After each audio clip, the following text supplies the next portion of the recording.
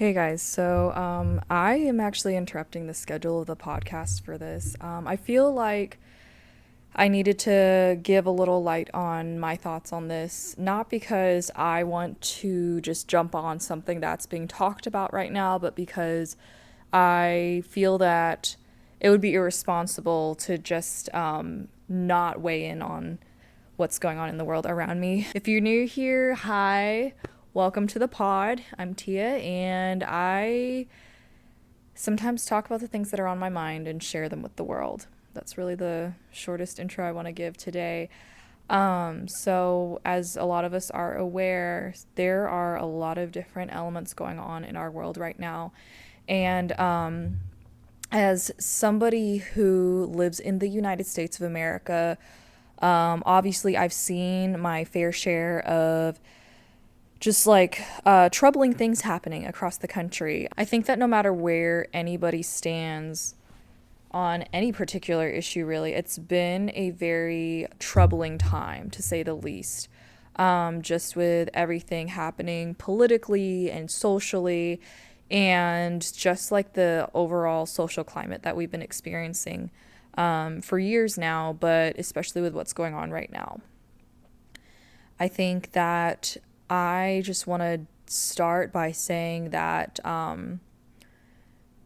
we have really lost what it means to be the human race. I think that at the end of the day, an injustice is an injustice, no matter how right you want to be about something, you know?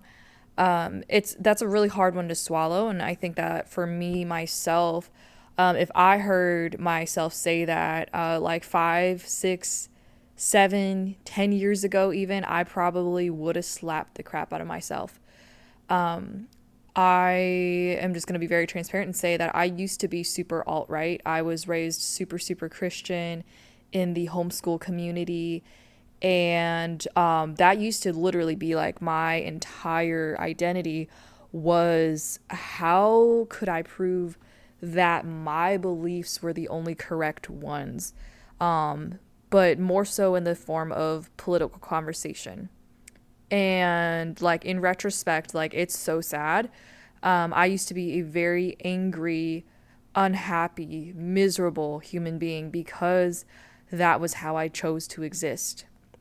Now, granted, for some of that, I didn't know any better. When that really took root, I was like 14, 15 years old. And I didn't really figure that out until I was like 19 or 20 that, oh, this isn't working. And this is actually, I'm going to get real deep into the faith side of things in my life real quick. But that was when I realized like Jesus didn't want me to live that way. And that was actually very much not what Jesus was even asking me to do. And that's actually like when I let go of my politics, that's actually when my faith became a lot stronger. Because I really idolized politics to an ungodly extent, really. And nowadays, do I still value politics? I absolutely do, but not the same way at all that I used to. I think, in all honesty, I've become more of a political centrist. I like to refer to myself as a progressive traditionalist. Um, and I think that's really the best way I can put it. I will not be elaborating on that unless asked to. I think that speaks for itself. That should speak for itself. But I believe that faith and politics are extremely personal to each of us. And that's why it's so hard to talk about it. And that's also why it's so hard to act civil when talking about it. Because, right, these are the things that are the very core of who we are. And when someone says something against that, they are seemingly attacking the very fiber of who we are. At least that's maybe how in our human simple minds that we tend to think about it, right? Which does not make it okay to then lash back out at them or to instigate something to like basically get our point across. And that leads me to talking about protesting. I am from a family of minorities that had to fight their way to be here.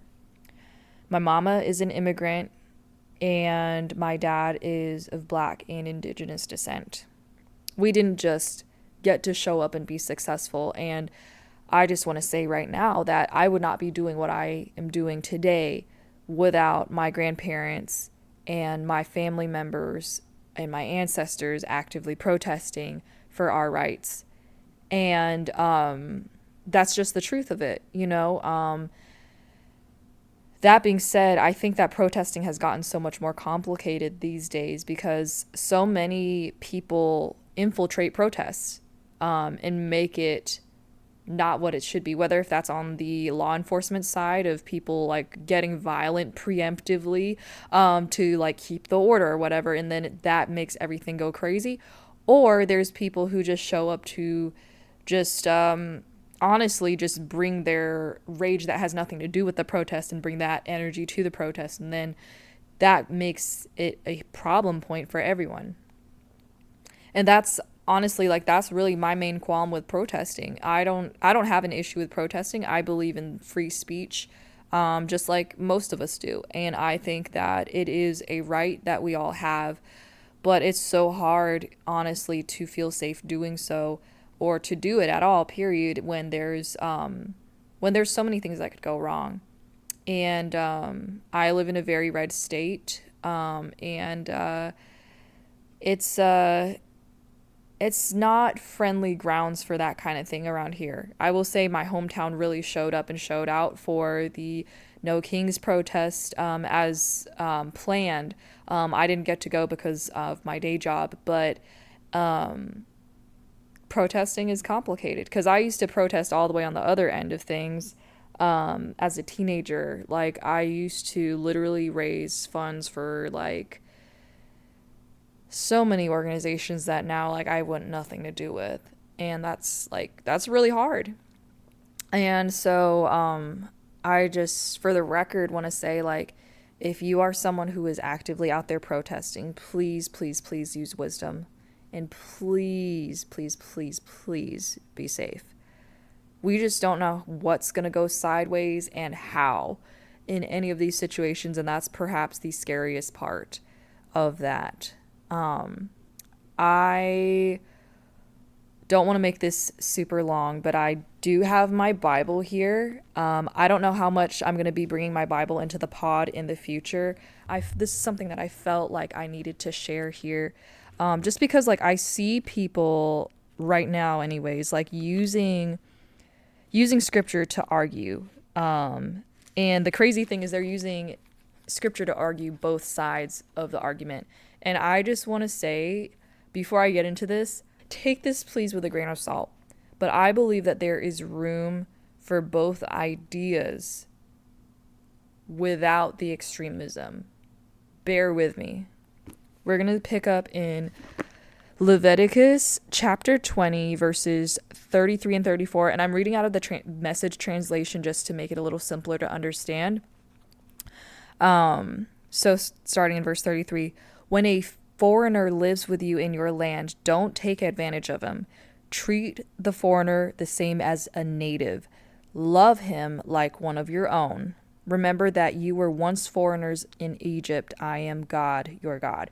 So, context. This is when the people of the nation of Israel, not the modern landmass, but the ethnic nation of Israel, were receiving commandments from God on how to live their lives.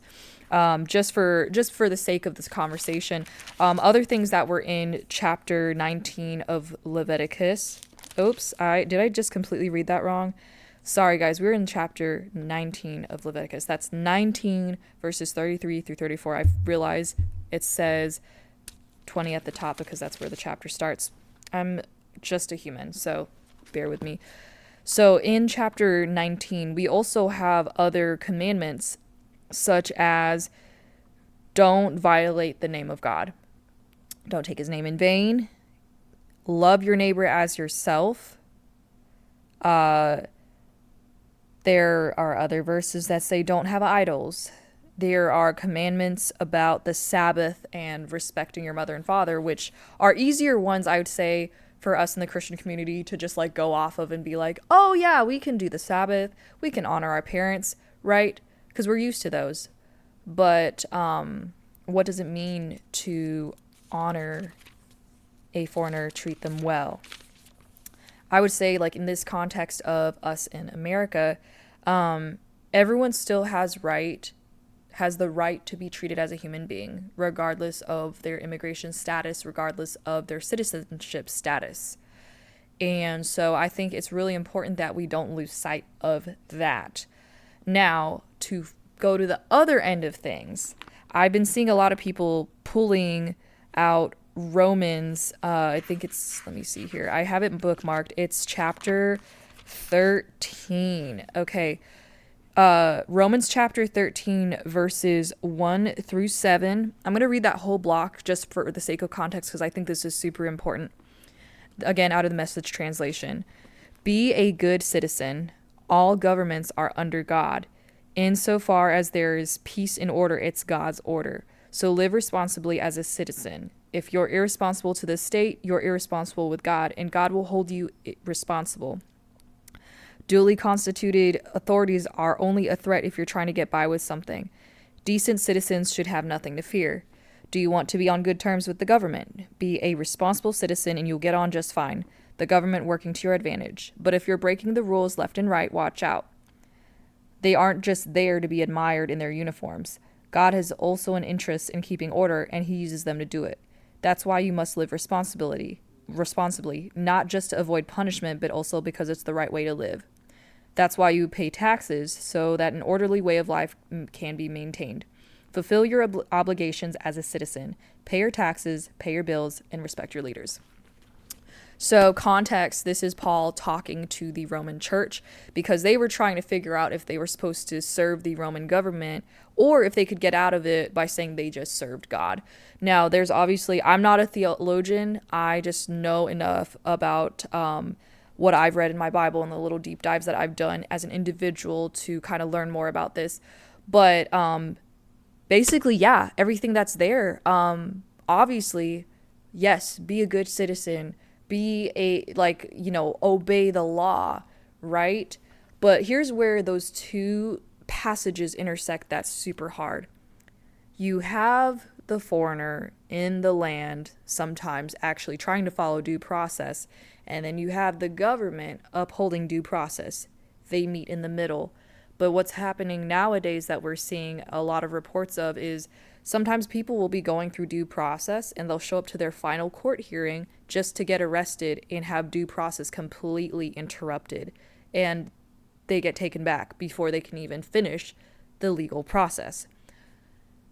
There's also a lot of people that I've known personally that have family members who were waiting for their papers for 20, 30 years. Like, they still did the right thing. They still went through the process. The process just didn't work for them. They stayed, they paid their taxes, they were good contributing members of society to America, but the process was not granted to them, no matter how fine of an upstanding, good Christian, hardworking member of society that they were. They were just as good as a citizen, but legally on paper, they were not. And so I think really at the end of the day, we have to remember nothing in this life is simple. We want it to be, and I wish to God that everything could be so simple, but it is not. And really, when it comes to the conversation on immigration, on law around that, on due process, on who we should be letting in, bottom line, I believe we should be absolutely having boundaries around that, right? Anybody can agree with that. You know, rules are not just to keep people out, they're also to protect the people that are inside, right? And I get that. But at the same time, don't make the walls so dang high that nobody can get in ever the legal way, right? And I'm not talking about the literal wall. I'm talking about the process itself. Because if we are out here saying, like, do it the legal way and then expecting people to wait 20, 30 years to be able to get their papers and then come here, I think we have a broken system. We have a broken system. And the reason it's broken is because it's human made. And we will never, I don't believe that we will ever have a perfected legal system. I don't believe we'll ever have a perfected immigration system. But with what we know as humans. And for those of us that are Christians, we have an extra responsibility with this, but we have to take every piece of our human consciousness, and in the case of Christians, the Bible, into consideration when it comes to these dealings. Because we can't be out here making jokes about, like, I like my country the way I like my water with a lot of ice in it, and then be like going to church and praising God, worshiping a brown man born in the Middle East, who, if arguably he showed up today, many people wouldn't even take the time to recognize that he was the Son of God. People would literally probably put him on a ship to El Salvador or something like that, because they would be too concerned that he's brown. You can't go to church and worship him and then go to your little taco joint afterwards that is entirely run by immigrants that you also voted to have deported in droves. And at the same time, you can't also just be like, well, let everybody in, right? Because that also doesn't work. There has to be, and it's not just about like, oh, we need to feel safe or whatever. That's not the point I'm getting at. For them to be protected too, as citizens, we have to have a process so that way everybody gets to experience what it is to be a protected citizen. Now, granted, I'm going to say this. As an American citizen, have I always felt safe here? Absolutely not. Have I always felt upheld by the government? I have not. But there are things that come with being a citizen. I'm going to just leave that part there. Bottom line, injustice is injustice. And that's really what it's come to for me to say my 2 cents on. And before I wrap this up, I just want to say, I know we talk about how Obama deported so many people. This is true, but also there was conversation about due process. There was much more, as far as I recall, and as far as research I've done, there was much more due process in place. There was not just ununiformed officers pulling up to restaurants and homes and schools, snatching people off the streets with no warrants, no papers, no nothing, no even identification to say that they were there for that reason. There's a huge difference there. And I just want to say, for the record, everybody please stay safe out there, because I know there are people who are attempting kidnappings because they are disguising themselves as ICE, because ICE isn't even identifying themselves anymore. And so during this time, what I'm doing, I am praying a lot. I am trying to amplify the voices of those who actually have resources and information to give out, like boots on the ground type information, to give out to people, to keep everyone educated and up to date on what's going on around. I'm trying to keep myself updated every day with accurate, unbiased news feeds to be able to see what's going on. And that's basically it. That's the best that we can all do right now. Obviously, it's very sad to say, but a lot of lawmakers don't care about what we are feeling right now. Or what we're really going through daily. But please take care of yourself. Please rest your mind when you can. Do not do the overconsumption thing of news and everything like that. Compartmentalize that time. You don't have to be constantly intaking everything all the time. And just hold space for those complicated emotions that come with these situations. We are going to get through this. I'm cheering for all of you. And I know that we will see better days on the other side of this. I believe that we will. I'm praying for you, and I hope that you guys have an amazing week. God be with us all.